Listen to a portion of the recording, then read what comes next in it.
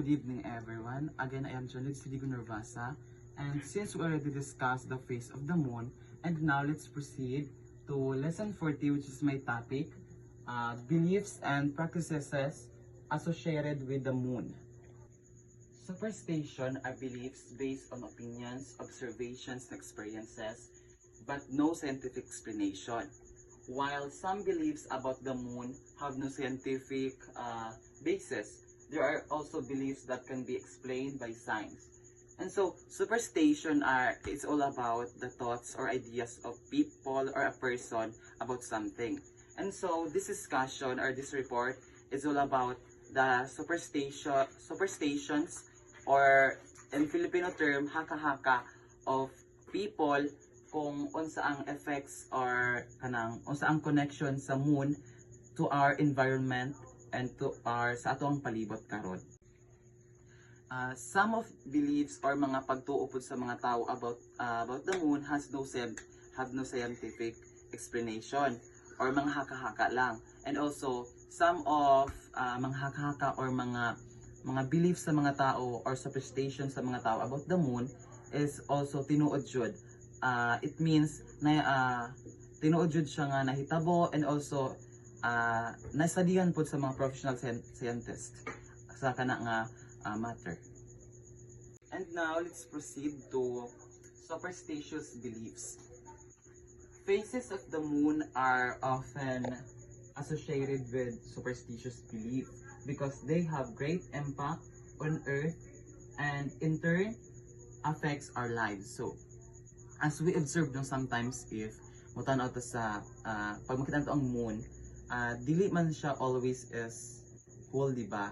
Sometimes ang shape sa moon is na ay half ang moon, and also sometimes ang makita to ang moon but kanang gamay na to siya makitaan, but kanang mura siya gnipis ba pero in a curved form. And also that phases of moon naa siya effects daw based on sa mga superstitious belief nila nga, and every phases or every form of moon is naa siya ginabuhat or naa siya connection sa process or sa panghitabo sa atong palibot, most especially sa atong nature and also mga plants and also mga natural resources atong palibot. Moon and planting. It explains that farmers believe that in planting, if the farmers plants during the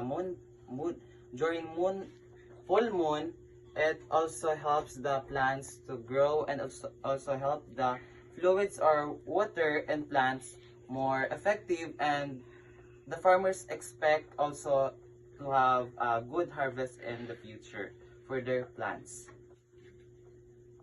During the waxes phases of the moon, from new moon to full moon, the moisture of the soil is at a higher level. This may bring germination and growth to plants. That is why many farmers opt to sow the seeds of their crops during this time.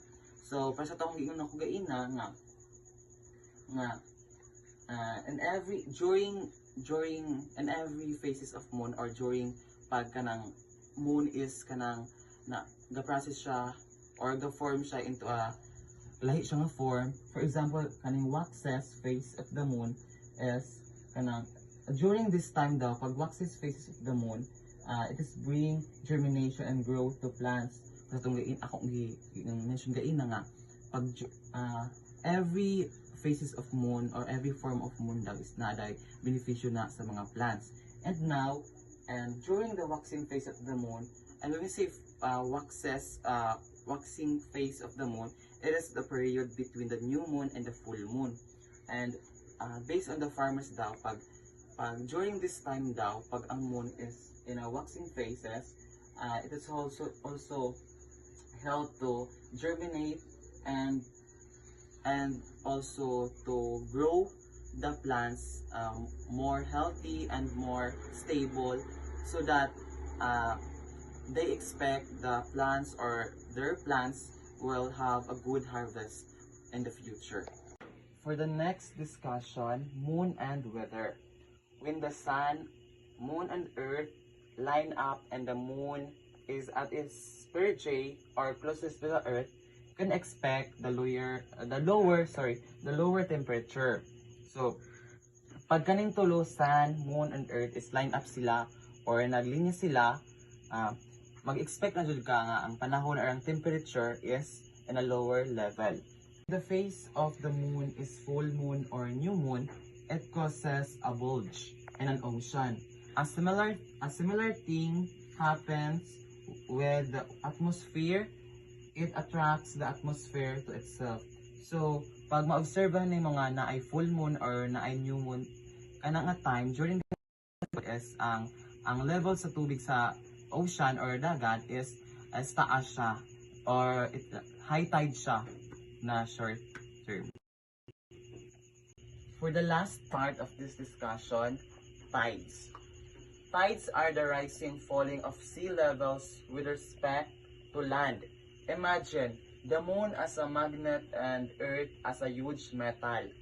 When one side of the earth is close to the moon, this side of the earth will be pulled towards the moon, causing it to bulge. Since earth is covered with 75% of water, this bulging side causes the ocean level to rise.